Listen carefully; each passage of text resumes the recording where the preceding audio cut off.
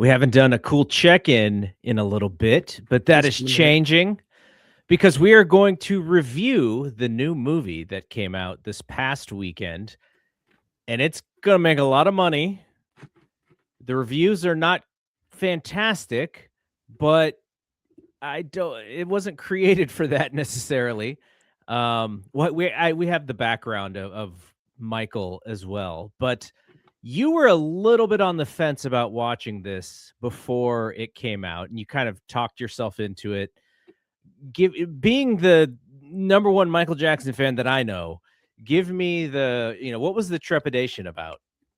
Well, it wasn't that I talked myself into going to see it. I was talked into going to see it by someone who ended up not even going to see the movie with me. So Oh man. yeah, but they got sick and were sick for a while. So I would say that's a valid excuse. I mean, for me, it was just I know how biopics operate, right? Mm-hmm. They are not giving the entire truth to a situation. Right. Stuff is often out of order. A lot of stuff is fictionalized or dramatized. And I'm the type of person who, I'm sort of a stickler for truth and honesty in my media. So I knew before I even sat down in the theater that I was going to have an issue with a lot of the stuff that was portrayed in the movie. And for that reason, I was like, I don't even know if I'm going to spend my money and see this. I'll wait until it's on demand or something like Mm-hmm. that. But then a friend, when the first trailer came out, this was a few months ago. My friend Sammy texted me and he was like, "Yo," he was like, "I want to see this movie, and I'm not going to see this movie with anybody but you." So I kind of felt put on the spot. And also, like, not to put it on him, also felt very honored that someone wanted to have this experience with me as someone who's a pretty big Michael Jackson fan. Um, Wanted me to be in the vicinity as they experienced it. So, the no turned into a yes pretty quickly. And, ultimately I ended up seeing the movie on Wednesday of What this was the past week. theater like? Um, the theater was full. Uh, it was, I would say, demographically speaking, I would say the majority of the people that were younger than us, Mm. which was a little bit of a surprise. It was very much people of color. I would say 2/3 black and brown people. Um, and people were like locked into the movie. People were talking to the screen during the movie. Um, there was a dance party after the movie when the credits were rolling and the music was Oh yeah. playing. Oh yeah. So that was my experience. A very similar experience to me. I saw it on Saturday afternoon. This is coming out on Monday. And I think the way that I felt about it going in, I know way too much about the production, about the early script. I've just been following it for so long, and we'll talk about some of that as we discuss the film. So I just kind of knew what to expect. But the thing that was going to, well, for one, we'd been talking about doing a show or doing a review of the movie, so that was locked in for me. But the other thing was, when do you get to experience the music in a theater setting? Yeah, Maybe maybe yeah, maybe you go to the Cirque du Soleil show, or maybe you go to the MJ on Broadway show. And I've been to the MJ on Broadway show, though same. my localized version of that. Yeah, So that's a great reason to do it, is you get to hear the music. But in this setting, I went to see it on IMAX, which means, little bit bigger screen, sound system's a little bit better than your normal theater. And that's how I wanted to experience it, because, my gateway in maybe not really liking the narrative, or it didn't really feel like there were points for anything to happen in this movie. But at the end of the day, you go, okay, now they're playing the Jackson 5 doing Stand. Like, that's what I'm here for, in a sense, as well. So that was my experience too. And just like you said, at the end, there's an old, oh, I say old, he just older than me. Like, okay. he starts dancing to This Place Hotel, which is going on in the credits. And then who I assume to be his daughter She starts dancing, and then who I assume to be her mother and his wife, she starts dancing, and I was like, I really want to pull my phone out to just see this, to like post this Spy on moment. these people. Like, Right. look at what's happening. Like, this is why this movie was partially why it was made, is because that's how this music makes people feel. I didn't do that. I felt that would have been creepy if I did, unless I asked them, before. Right. But so that's the reason to go. And that's why I would suggest to people not to wait until it comes out on streaming, You're because not going to have the same experience. you're going to miss that thing. Mhm. And if you think about Michael Jackson in the vein of, he is a one of one that will never be duplicated in our culture, because we don't understand or live through pop culture in the same way today as we did way back when. Like, you think Taylor Swift is big, she's not Not really that Michael close Jackson big. to how big Michael Jackson was during, the mid 80s to the late 80s. So, No. that is something to experience. And I'm happy that people, I'm getting a little heat from friends because I posted my Letterboxd review of the movie, and I was like, yeah, out of 5 stars, it's a 2-star movie, but it's a 2-star movie that I could enjoy for the reasons why I just explained. Right. But people were like, how can you not like that? And I'm like, there was not really a narrative. There's like no reason for things to happen in this movie. It's like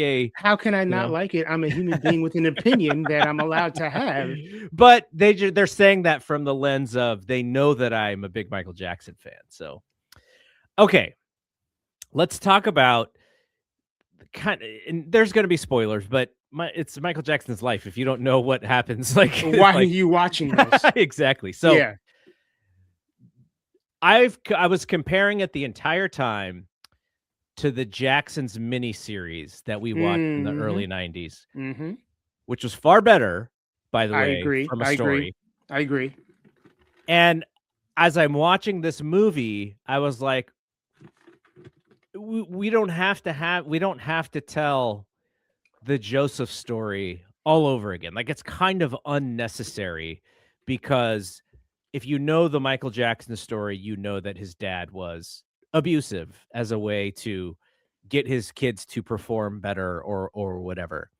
And so the flip side is I think the reason why that stuff is in the movie is because originally the script, so the way the movie was supposed to end, which it doesn't end. The movie the movie as it is now ends with him performing the Bad World Tour, because Right. he wanted to do a world tour, a solo world tour. That's how the movie ends. Originally, the movie was going to end with basically the cops busting down doors at Neverland Ranch.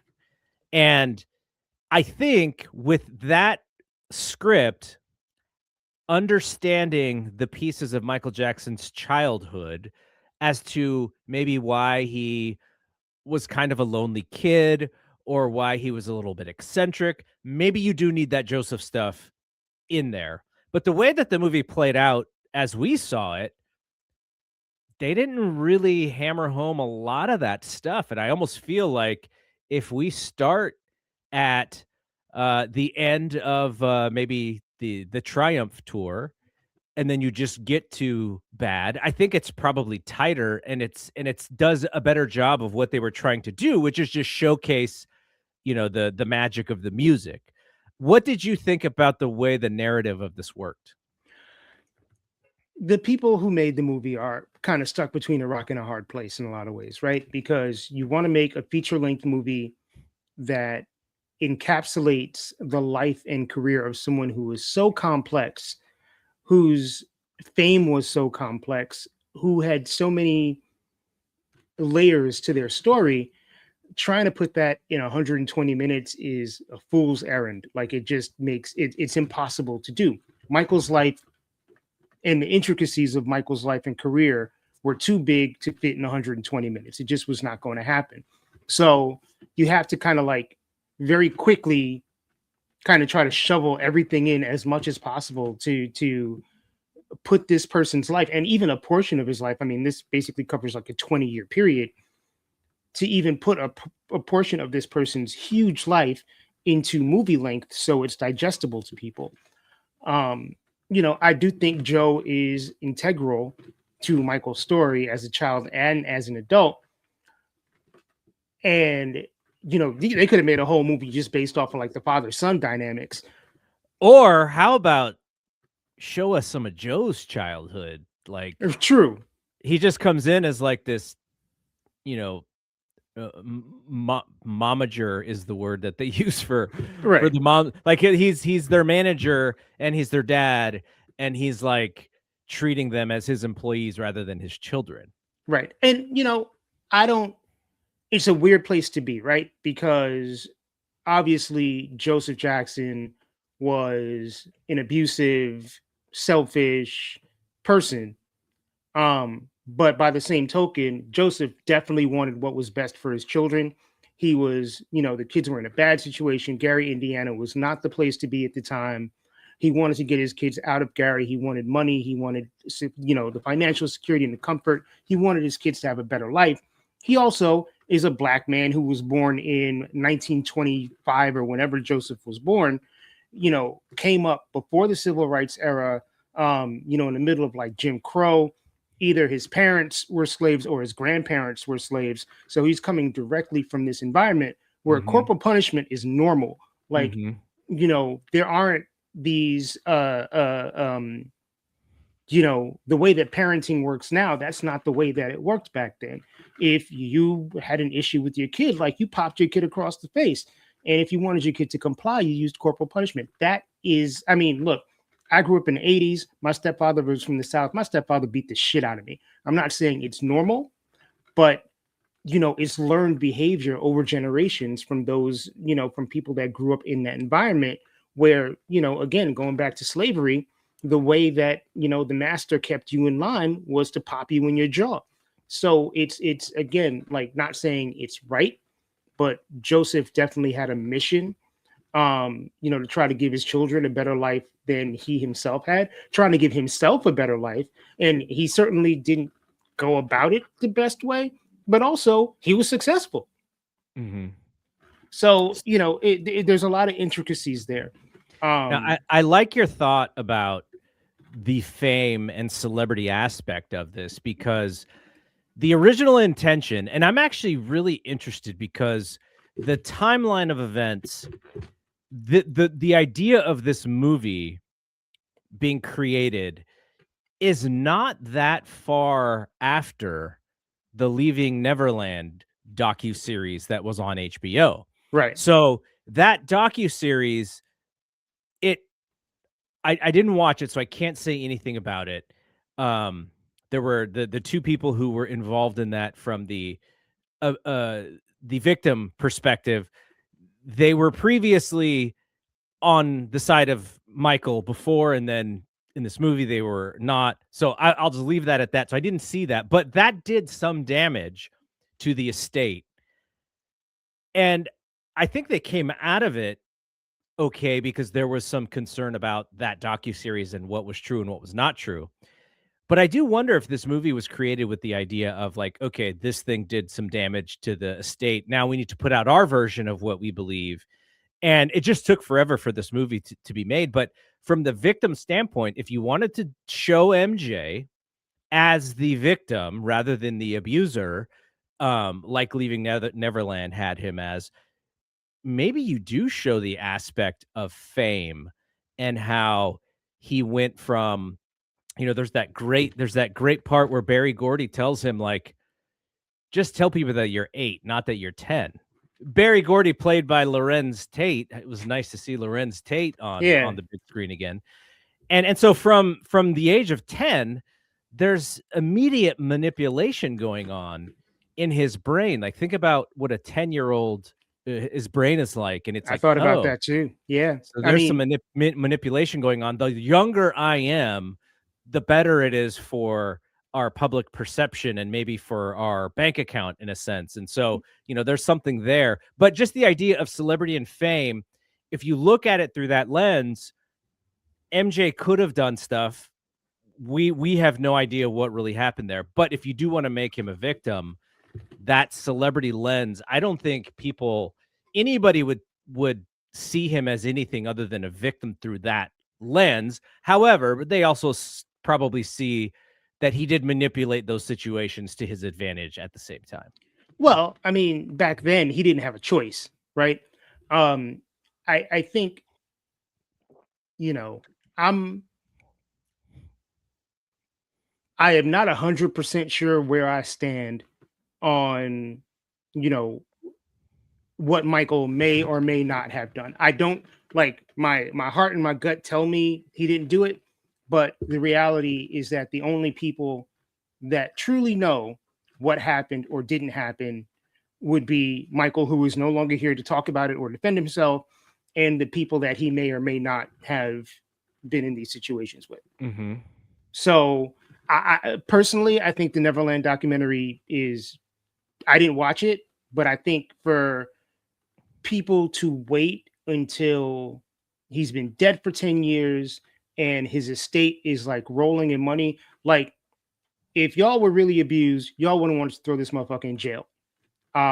And y'all would have said something when he was alive and when he was going through a trial to, bolster the plaintiff and, make sure that this person who allegedly abused you got put away. So for me, it's just like, I'm not 100% certain, but the math I see doesn't math properly. Mm-hmm. So that's that. But I don't know whether the movie was created as damage control or not, because realistically, how much more can you do as the estate with, what's kind of left out there? Like, how many cows are left to milk, right? But I do think that if you are, before I saw the movie, Questlove posted something on his Instagram after he saw the movie. Yeah. And he was like, if you're looking for continuity issues, if you're looking for stuff that's not exactly the way it happened, you're going to be disappointed. Don't bring out your red pen and start marking stuff off. But what this movie does is it humanizes Mike. And I think it does do that to an extent. But also, I think there's so much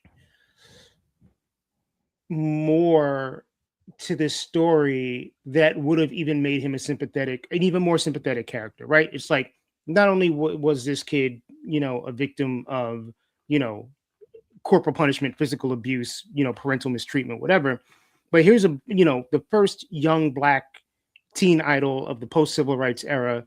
Here's a kid who is responsible for like the earning potential of his entire family at the age of like 10. And that's used against him. Right. So that's in and of itself, like, that's going to fuck people up. And we saw with someone like Gary Coleman, who did not deal with that very well. Nobody deals with that. Who can deal with that? If you imagine having to sue your parents so that they don't mess with you. Like, imagine the emotional toil that takes on somebody. And that was what was facing Michael pretty much throughout his teenage years, as well as just being afraid of the punishment piece. Because there's a fear that happens when you do get abused like that. Right. So you've got this happening at the same time. You've got the whole lying about your age thing. You've got, you're lying about how you were discovered, which they didn't talk about in the movie, but the party line for many years was that Diana Ross discovered the Jackson 5, which wasn't true. The movie did a good job, though, of showing Gladys Knight as the one who did introduce them to television or whatever, rather than Diana. Yeah, I mean, the story isn't told in an accurate way in the movie, but it gives a little bit more credit to the person and people who deserve that credit. Yeah. So, you think about him having to lie about how he was discovered. He has to lie about his parents having a happy marriage because Joe was cheating on Catherine from like damn near Jump Street. Yeah. So it's like you create this as a 10-year-old, 11-year-old, 12-year-old, where you don't really know how to like manipulate the truth and lies properly. Like, you're just expending all this energy, being inaccurate and untrue to yourself in a lot of ways. And, it's going to mess with you. I don't know how it doesn't. I don't think there is a way that it doesn't.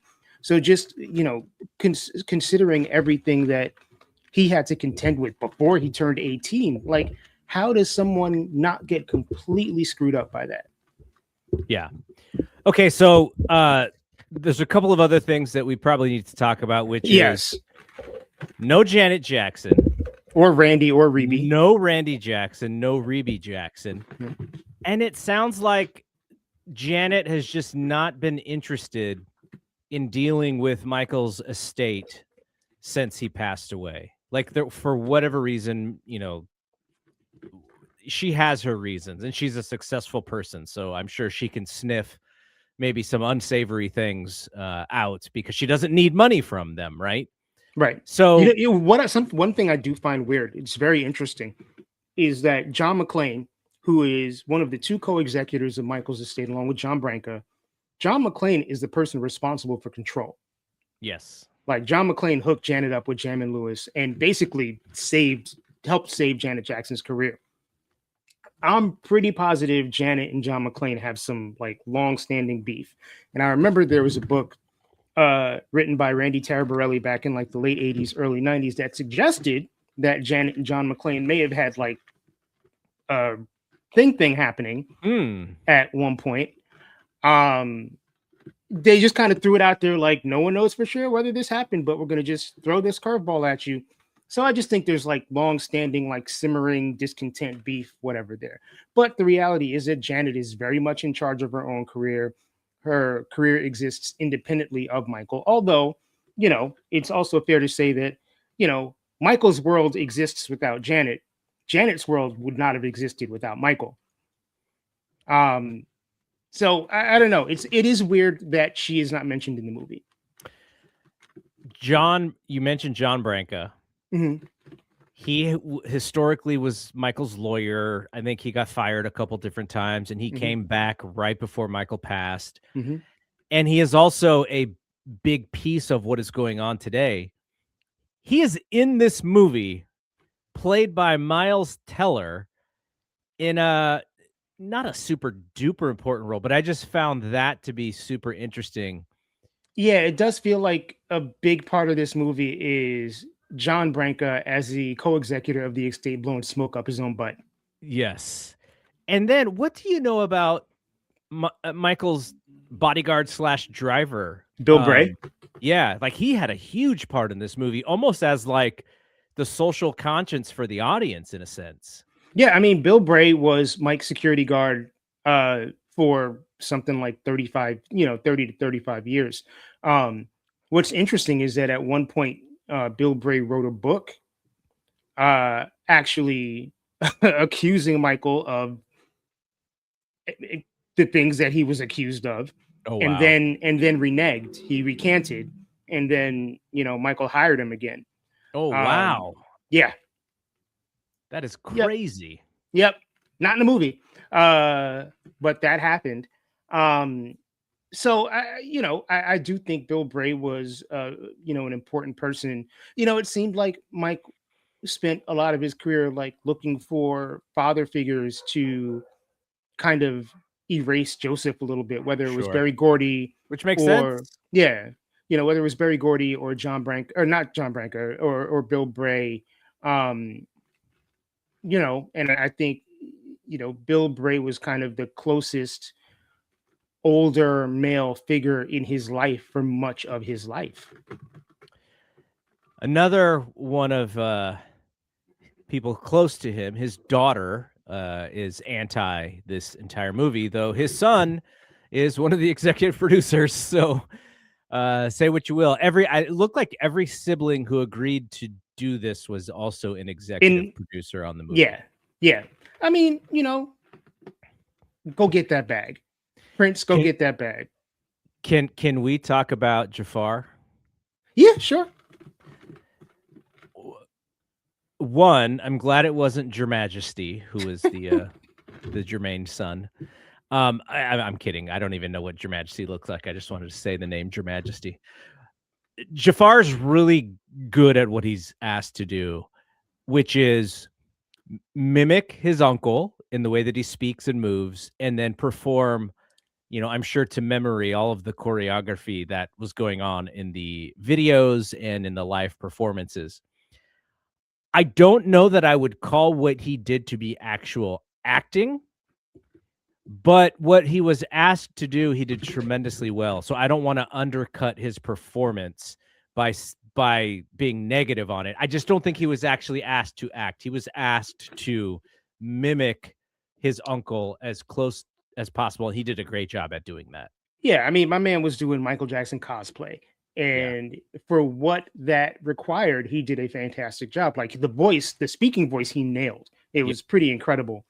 And the choreography and the dance moves, and just like he certainly embodied Michael Jackson. But you are correct. What he did was not acting. I think what's going to come out of when kind of the dust settles, because it's going to do really well this weekend. I mean, the numbers are out. It did almost 100 million at the U.S. box office, which is the biggest first week opening for a music-related biopic ever, and did bigger than what the predictions were or what Yeah. the projections were. So I worry a little bit about the legs, but what may help the legs are the super fans who are going to see this movie 3 Multiple and 4 and times. 5 Yeah. and 100 times. And I don't know that, because the reviews are bad, and it has actually stopped people in my ecosystem from going to see it. And I'm telling them the movie's not good. But what I said at the top of this podcast, which is, if you are a fan of the music, you want to experience it in that way. That is the way to experience it.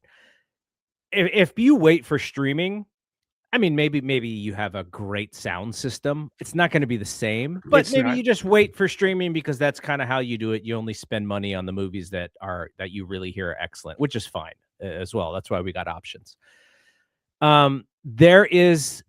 They left it open-ended as far as if there's going to be a sequel.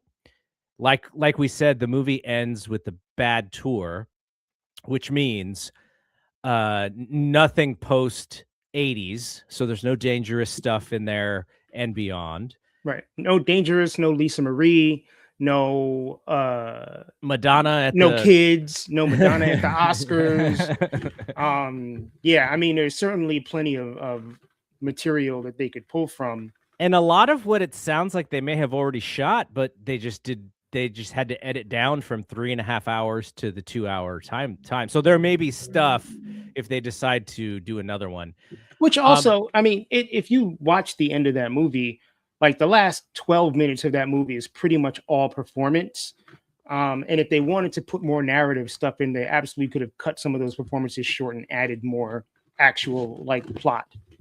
And it is the, if you want the kind of the clue that this wasn't going to be anything other than, a bunch of music pieces and music videos, is there are rare scenes in this movie where there's like more than 2 or 3 minutes of actual dialogue before music plays. That's true. That's true. Even the actors in this movie don't really get to act very much. Coleman Domingo plays Joseph, and he mostly plays, angry Joseph. Coleman Domingo is a great actor. Yeah. I like him a lot. He plays Joseph like Joseph is like a cartoon villain. Yeah. Yeah. And, Nia Long, who I really like, she played Catherine as a very one note. As much as Angela Bassett in the 1992 docuseries still had to kind of play demure and worried mother, but didn't really have a voice, Angela Bassett had her scenes where she got to act, and Nia Long did not really get that opportunity in this movie. Not at all. Which was unfortunate. Yeah. Lorenz Tate is charming as all hell as Barry Gordy, but he's not in the movie a lot. Nope. There is a Suzanne DePass is portrayed by Laura. Is it Harrier? If you ever saw the Mike Tyson Hulu docu-series, she played Robin Givens, I think, in that series. And I think she also dated Klay Thompson for a little bit. Klay Thompson in the news for dating somebody else recently and doing her dirty from her side of things. We haven't heard Klay's side yet. But knowing Klay's history, I don't imagine Klay's side is very good. But Yeah, like, there are opportunities, I think, for storytelling in this movie. There's an opportunity, like we said in the beginning, when Barry Gordy tells young Michael he's basically got to lie about his age. Like, there's a moment there where you could have stretched that out to have meaning and to have causality for something to happen next.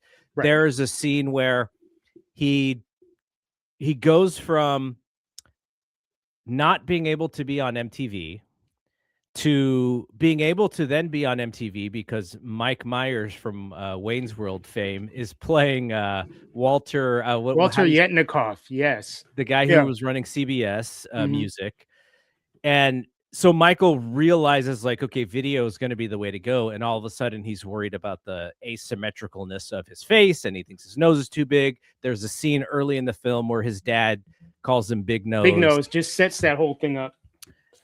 But again, you have this moment where he goes to get a nose job and Doc is like, "Hey man, you're kind of a handsome dude. What do you want this nose job for?" And he's like, "I want it." And he comes out of it and he's got the nose, but that is not really set up to mean anything or to even breathe at all. There are different moments with his pain medication when during the Pepsi shoot, Yeah, after his hair gets caught on fire. Yeah. like his damn head, his entire head goes up in flames. And he talks about Demerol being a drug that he doesn't really want to mess with. And we know in later he would do a song called Morphine where he does a whole little thing about Demerol. So all of these things could have been utilized if they had just let those scenes breathe, if they would have been kind of built into reasoning for him to do things, but they're kind of glossed over. And I think we are just supposed to assume that they all affected him in some way. Right. But if I was to, they're again, Antoine Fuqua, as you said, he's at the mercy of the estate. Really, he couldn't do anything the estate was not interested in doing, which I think may have even caused him to not be around when they had to do some reshoots because they had to change the third act. I'm not clear on that. I've seen some rumors about that, but like if you didn't really have to worry about estate sign off, again, I would have loved to see him come right out of the Jacksons and into Off the Wall and Thriller, and like that whole, because that would be, well, we're showcasing genius and we're showcasing where he goes from, you know, this artist who's got some fame, a ton of promise, and he actually realizes that promise more than anybody ever thought. I would love to see just the movie, the 2 hours in that space. Like, what is he thinking about when he comes up with the song Thriller? Is it, is it his influence of enjoying scary movies or Twilight Zone or whatever? Well, What to be is fair, Michael didn't write Thriller. So Yeah, sure. But what's the reason for, being interested in that kind of sure. song? Or, we know that, Quincy Jones has told the story of Billie Jean over and over and over again. I would have loved to see that in the scene, right? Right. What is the genesis of Billie Jean? Instead, it's just glossed over. And what we actually see are two things. One, him with a bunch of placards of this songs of the names of the songs on Thriller, and him finally just deciding on Thriller being the name of the album. Right. And the other one was him watching television and then there being a Crips versus Blood The story news story. Yeah. and him deciding that he wants to bring them together to dance for Beat It. And like that's all that we see. So there's so much opportunity. You can kind of like really tell some of these stories, but instead they want to pack so much into, like you said, the 2 hours that you just gloss over so many stuff. things. Right. I mean, my feelings about the movie are very similar to yours. Where it's like, okay, like I'm there for the music. The amount of continuity errors, the amount of like half truths that were in the script is like insane. So I went to see the movie with my buddy Mike, and Mike was actually taking notes because he wrote an article that appeared in Billboard the next day. Oh, wow. About how many inconsistencies there were in the movie. And I've been reading some of the social media chatter. I've been reading about it on Reddit. Some Michael Jackson's fans are so fucking deluded. It's incredible. But it's kind of what took me out of the movie. Well, it's one of many things that took me out of the movie. The script wasn't very strong. Like you said, the acting, the actors weren't really even given permission to act, because everything went by so fast. And then just, if you're a Michael Jackson fan and the sequence of like how stuff went, it again takes you out of the movie. It's one thing I found was really funny, and this is right at the beginning when the Jacksons, Gladys Knight introduces the Jacksons in Detroit, and they sing "Never Can Say Goodbye," which wasn't a song until like 3 years after that alleged performance happened. Like, it's just, I don't know if the filmmakers were just like, people don't care or people aren't going to know. Let's just, they're kind of taking the audience's lack of intelligence for granted. I think they literally wanted to get that song into the film, and that was the way that they could do it. Right. Yeah. So it just,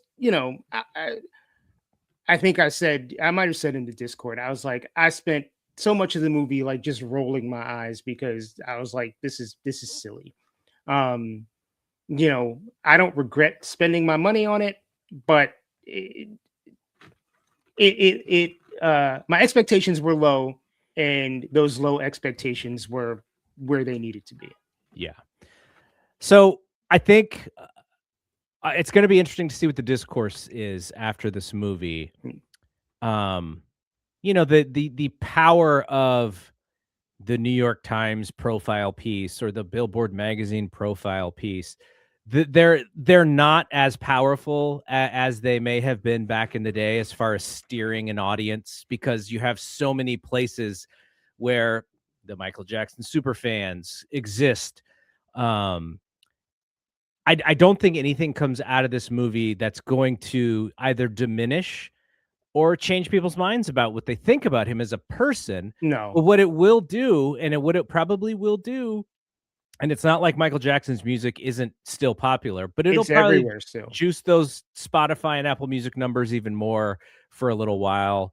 And I'm actually interested to see what they're going to do. So there's the Michael soundtrack, which I looked at it and I'm like, who needs to buy this? Like, there's nothing you could have really done a cool thing with it, but they almost put zero effort into it. So I was like, I don't need this thing.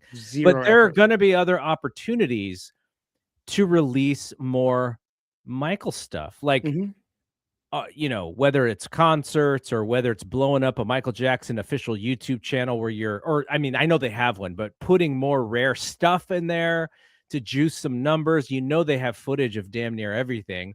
I wish there was actual victory tour stuff that was not just handheld from the crowd. I wish there was real like concert film footage of it, because I'd go watch it immediately. And that's the stuff that I would love to see. My understanding from a long time ago is that there was at least one show on that tour that was pro shot for a concert film or something like that, and they just never used it. Yeah, so there's opportunity there, I think, as well. So I'm just interested to see how they're going to take advantage of this. And then, of course, if we see a sequel, I almost wonder if a sequel does more damage than anything else, because that is the part of his life that people are a little bit more intrigued to see, as far as, because that's when all the drama and all the craziness starts to happen. Right. And I'm not sure you could gloss over it as easily as you gloss over some of the things in this film. Right. And, the reality is, if they do a second part of that film that covers that time period, Jafar is going to have to act. He will. By the way, CGI Bubbles, any thoughts? Man, it's crazy to me that the second biggest role in that movie went to a CGI chimp.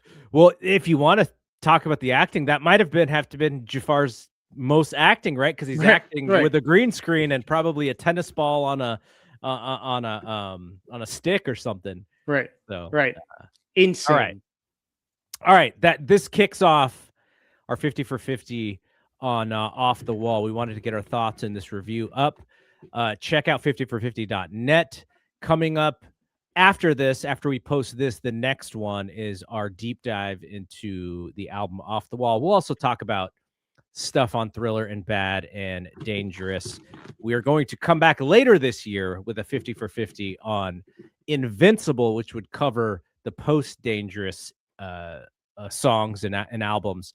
And then at the end of this week, we'll put our top 5 up with this is like, it's like we split it up. We split his catalog up a little bit, but still, it's like how can you make a top 5? Yeah, it's impossible, man. Impossible. Okay. All right. That's it from here. We'll see you later in the week. For Mike, I'm Double G. See you when we see you. Peace out. Later.